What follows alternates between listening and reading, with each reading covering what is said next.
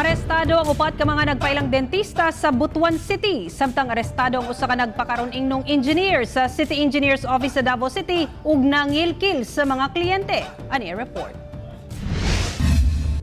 Mag-atubang og patong-patong nga kaso ang upat ka nagpailang dentista human madakpan sa hiniusang puwersa sa CIDG ug PNP, kauban ang Philippine Dental Association Agusan del Norte Chapter.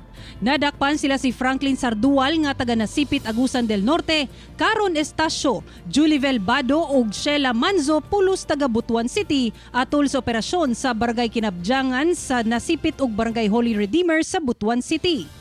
Gironda sa otoridad ang establishmento human makadawat og reklamo. Sa ilang pagsuta, nasayrang walay permit to operate ug wala say lisensya ang mga suspect.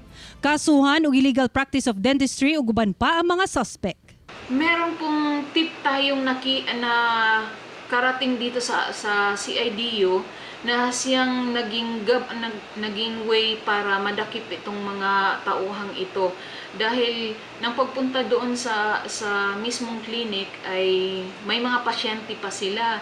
Samtang tanggong karon sa detention facility sa Davao City Police Office ang 45 anyos nga si Roberto Limboy. Gikasa sa kapulisan ang entrapment operation human makadawat og report ang Office of Building Official nga usa ka alias Engineer Tommy ang nagapangilkil og kwarta sa mga kliyente nga nagaproseso og building occupancy permit. Dihang gisubay usa ra day kini ka service driver. Nagpasakag reklamo si Engineer Katubig sa buhatan sa ato ang City Intelligence Unit.